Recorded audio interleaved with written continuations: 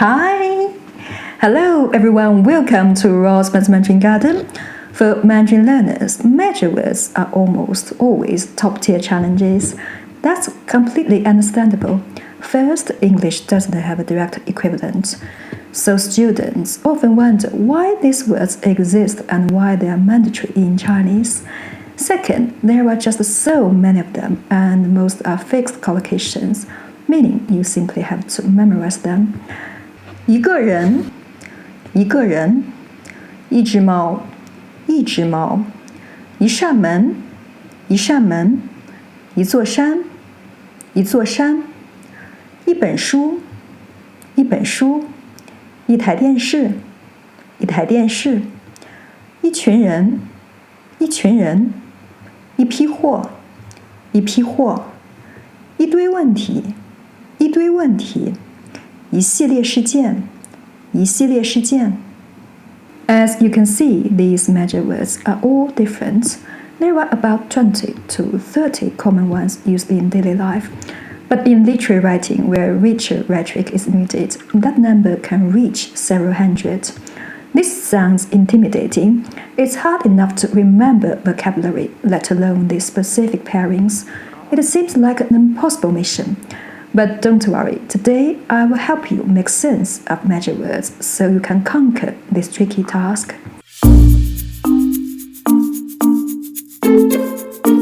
Most textbooks only provide a definition. Measure words are units used to present the quantity of people, things, or actions. In Chinese, whether a noun is singular or plural, a measure word must be used when counting or referring to it. They function to group or unitize the noun.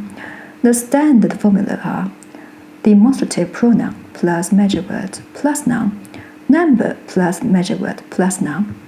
In Chinese, if we use a noun by itself, it usually refers to an abstract, generic concept. When referring to a specific thing, a demonstrative pronoun like this, that, or whose, or a number must come before it.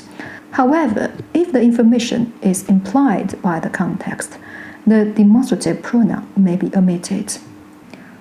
我喜欢猫，我喜欢猫，我喜欢这只猫，我喜欢这只猫。人不能无止境地耗费地球资源。人不能无止境地耗费地球资源。那个人生活简朴。那个人生活简朴。人已经到了。人已经到了。But why are measure words needed in the first place? The emergence of measure words stems from the worldview of our ancestors. It is a method of classification. Ancient Chinese people didn't naturally think in abstract mathematical numbers like 1. Instead, they perceived the world as a collection of individual, tangible objects. Each object was assigned a measure word based on its inherent physical properties. For instance, 一头牛，一条鱼. The words 头, 条 correspond to the facial features of the ox and the slender shape of the fish. We must admit that classification is inevitable in human languages. In English, this is often seen in prefixes and suffixes derived from Greek and Latin, while Romance languages favor abstract categorization. Chinese measure words are based on visual characteristics such as shape, state, function, or use. In short, Chinese measure words reflect how our ancestors observed the world, emphasizing the uniqueness of objects through language.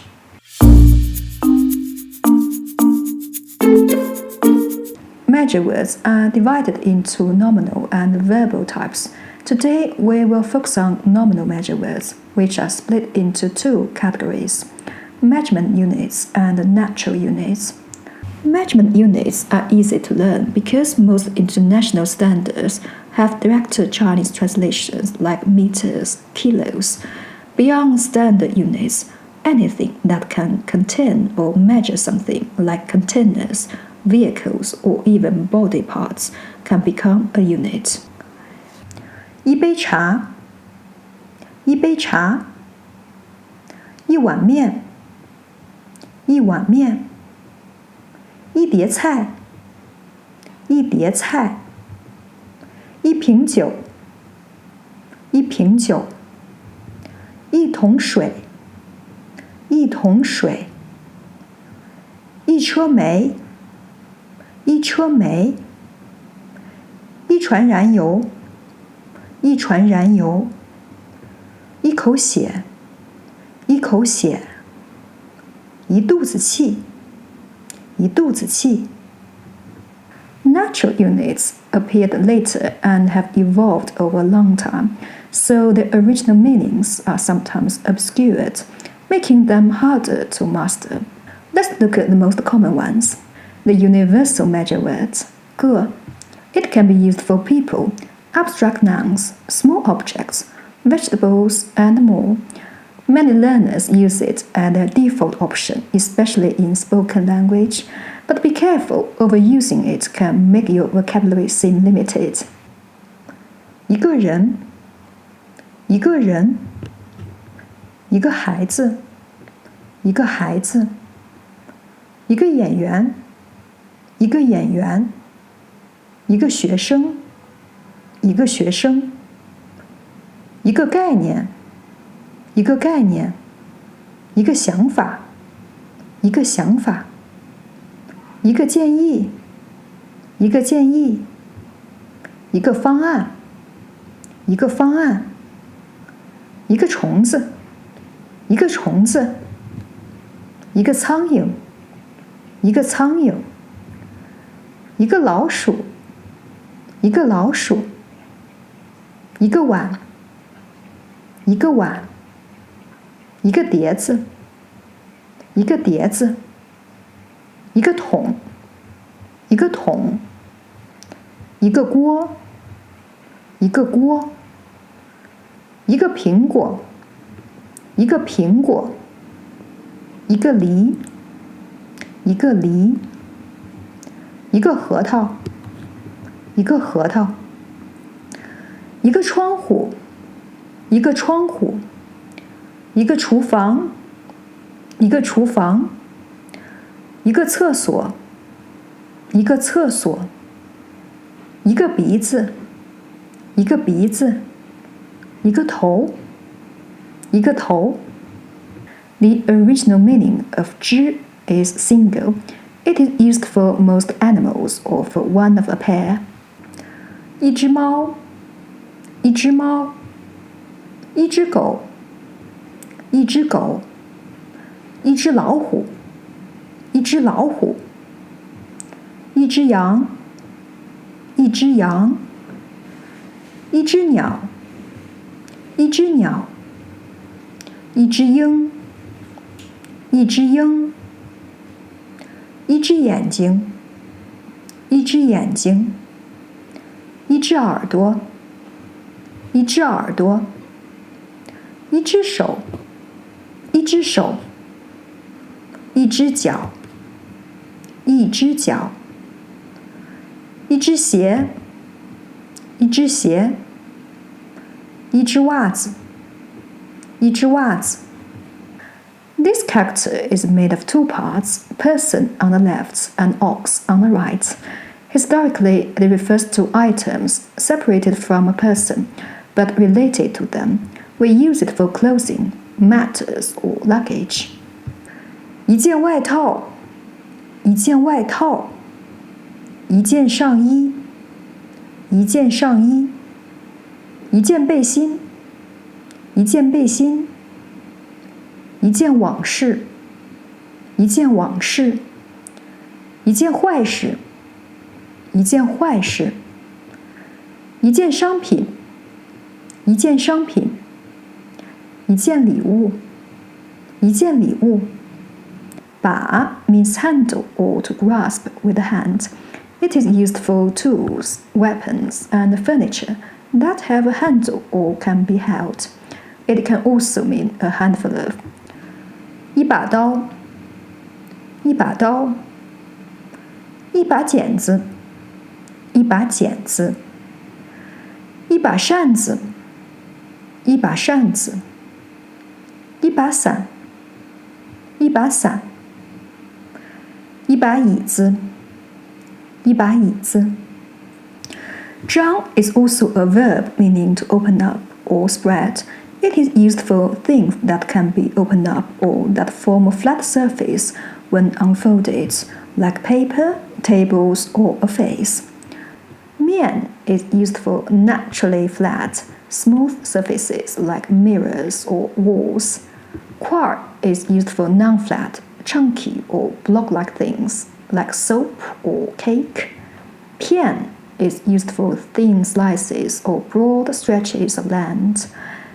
一张嘴，一张嘴，一张弓，一张弓，一张桌子，一张桌子，一张纸，一张纸，一张画，一张画，一张收据，一张收据，一面旗，一面旗，一面镜子，一面镜子，一面墙，一面墙，一面湖，一面湖，一块肉，一块肉，一块石头，一块石头，一块蛋糕，一块蛋糕，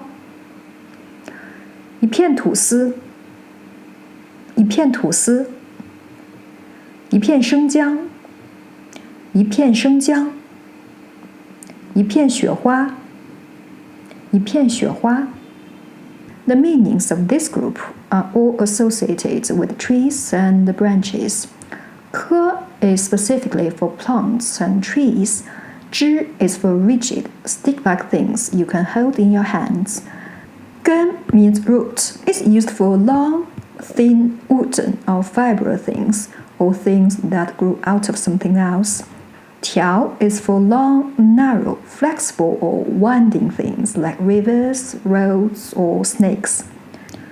一棵松，一棵松，一棵杏树，一棵杏树，一支笔，一支笔，一支箭，一支箭，一支枪，一支枪，一支烟，一支烟，一支口红，一支口红，一根筷子，一根筷子，一根棍子，一根棍子，一根柱子，一根柱子，一根火柴，一根火柴，一根头发，一根头发，一根胡子，一根胡子，一条绳子，一条绳子，一条裤子，一条裤子，一条鱼，一条鱼，一条蛇，一条蛇，一条路，一条路，一条黄瓜，一条黄瓜。All of these are used for buildings, but at different scales. 间 is for internal rooms. 所 is for complete institutions or medium buildings, like schools or hospitals. 座 is for large, immovable, and substantial structures like mountains or skyscrapers. 一间房，一间房，一间客厅，一间客厅，一间卧室，一间卧室，一所房子，一所房子，一所学校，一所学校，一座别墅，一座别墅，一座宫殿，一座宫殿，一座桥，一座桥，一座山，一座山。Chinese also has collective measure words for groups, where each group contains many individuals. For example, 群、班、种、堆、窝、套、双、对。Speaking of collective nouns, English actually has very similar and beautiful collocations, such as a pride of lions, a murder of crows, a school of fish. The difference is that in English, these are poetic and optional. In Chinese, using the right measure words is mandatory. That concludes today's lesson. Next time, I will explain verbal measure words. Thank you for watching. If you have any questions, please let me know in the comments. If you enjoyed this video, please give a thumbs up and subscribe. Your support means a lot to me. See you next time. Bye!